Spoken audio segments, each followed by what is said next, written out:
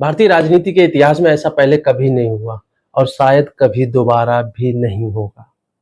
लगभग 50 वर्ष की उम्र में एक व्यक्ति ने 1984 में एक नई पार्टी बनाई और कुछ ही वर्षों में वह पार्टी उत्तर प्रदेश जैसे विशाल राज्य में सत्ता पर काबिज हो जाती है। ये पार्टी न केवल राष्ट्रीय मान्यता प्राप्त करती है बल्कि वोट प्रतिशत के हिसाब से देश की तीसरी सबसे बड़ी राजनीतिक शक्ति बन जाती है। नमस्कार दोस्तों, मेरा नाम है डॉक्टर सत्यवीर सिंह और आप देख रहे हैं वंचित भारत। दोस्तों, आज मैं बात कर रहा हूं एक ऐसी शख्सियत की जिसने अपने जीवन में भले ही कोई चुनाव ना जीता हो, लेकिन सरकारें बनाने और बनवाने में महारत हासिल करके रखी थी। साथ ही साथ वंचित वर्ग को राजनीति में सक्रिय करने में बहुत महती भूमिका निभाई थी।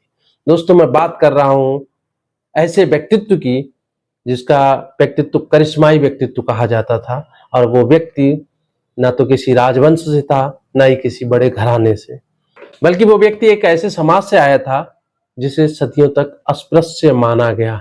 सरकारी कर्मचारी के पद से इस्तीफा दे चुके इस व्यक्ति के पास संसाधन के नाम पर कुछ भी नहीं था, ना कोई कारपोरेट समर्थन था और ना ही कोई ताकत, ना मीडिया और ना ही कोई मजबूत विरासत थी। तो सिर्फ विचारों की ताकत, संगठन की क्षमता और विचारों को वास्तविकता में बदलने की जिद।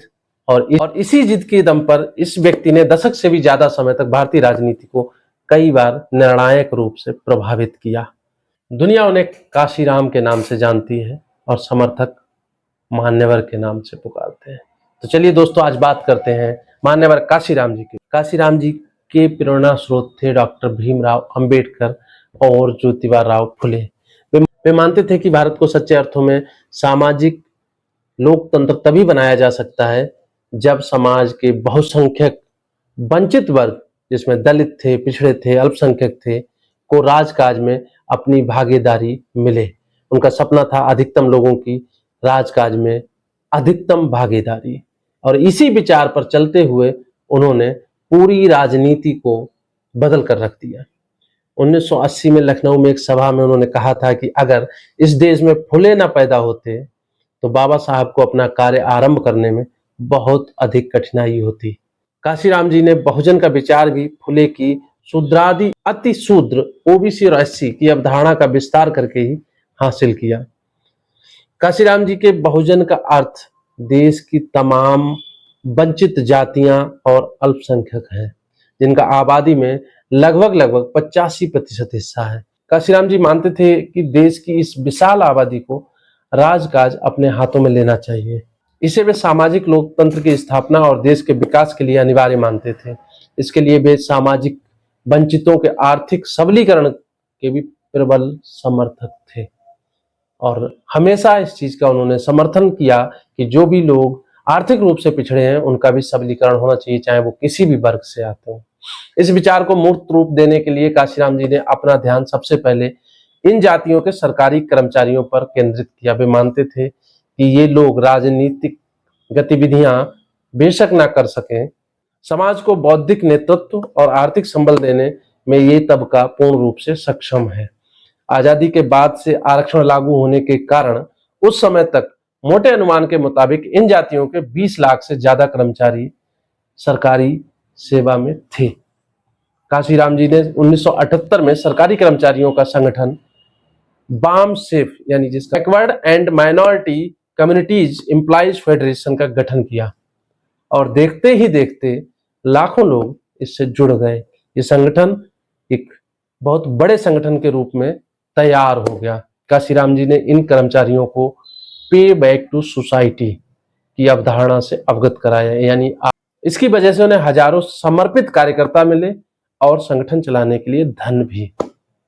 बामसेफ ने 1980 में एक महत्वपूर्ण कार्यक्रम के तहत 9 राज्यों में 34 स्थानों पर चलता फिरता अंबेडकर मेला सफलतापूर्वक आयोजित किया और इस कार्यक्रम के बाद ये स्थापित हो गया कि काशीराम जी जो सपना देख रहे हैं उसे आगे बढ़ाने का रास्ता खुल चुका है।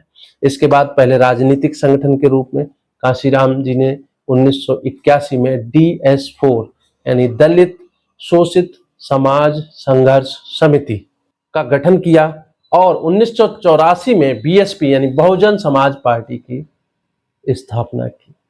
सबसे महत्वपूर्ण राजनीतिक अभियानों में उनकी 3000 किलोमीटर की साइकिल यात्रा उल्लेखनीय है, जिस दौरान वे हजारों लोगों से सीधे मिले और लाखों लोगों तक अपनी बात पहुंचाई। इसके लिए उन्होंने साइकिल यात्राएं गांव-गांव की पगडंडियों पर की। इसके बाद काशीराम जी के 2004 में सेहत खराब होने तक बीएसपी जो राजनीतिक सफर तय करती है वह समकालीन इतिहास का महत्वपूर्ण अध्याय है। बाबा साहब की तरह काशीराम जी भी बौद्ध धर्म स्वीकार करना चाहते थे। इसके लिए उन्होंने 2006 में अक्टूबर महीने की तारीख भी तय कर ली थी, लेकिन इससे पहले उनका स्वास्थ्य लगातार बिगड़ता चला गया और 9 अक्टूबर 2006 को उनका निधन हो गया। यहाँ पर एक अध्याय समाप्त हुआ उनके जीवन का, लेकिन विचारों का नहीं। काशीराम जी की राजनीतिक विरासत पर विचार करते हुए इस बात का ध्यान रखा जाना चाहिए कि वे भारतीय राजनीति के पहले शख्स हैं जिन्होंने दलितों को शासक बनने का न सिर्फ सपना दिखाया बल्कि उसे साकार करने का रास्ता भी बताया।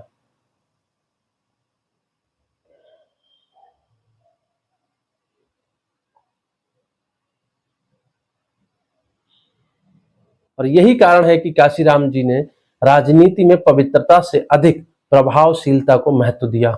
वे जानते थे कि सत्ता से दूरी बनाए रखकर परिवर्तन नहीं लाया जा सकता, इसीलिए उन्होंने राजनीतिक समझौतों को अवसर के रूप में बदलने की कला सिखाई।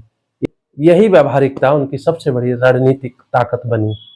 बीएसपी की सफलता का अंदाजा इसी बात से लगाया जा सकता है कि एक समय देश का हर 16वां मतदाता हाथी निशान पर बटन दबाता था।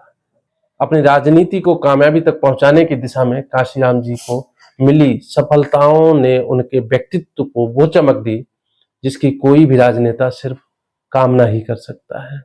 मान्यवर काशीराम जी ने भारतीय लोकतंत्र को निचले तबकों तक पहुंचाया। उन्होंने करोड़ों लोगों को ये विश्वास दिया कि लोकतंत्र केवल शासकों का नहीं बल्कि शोषितों का भी अधिकार है। आज हर राजनीतिक दल उनकी रणनीतियों की नकल करता दिखता है, पर उनके जैसी वैचारिक स्पष्टता और संगठन कौशल किसी में भी नहीं है। साथियों, आज की वीडियो में बस इतना ही। बहुत जल्द मिलते हैं एक नई वीडियो के साथ। तब तक के लिए बने रहिए वंचित भारत के साथ। इस वीडियो को लाइक कीजिए, शेयर कीजिए और कमेंट अवश्य कीजिएगा। तब तक के लिए जय किसान, जय विज्ञान, जय संविधान। धन्यवाद।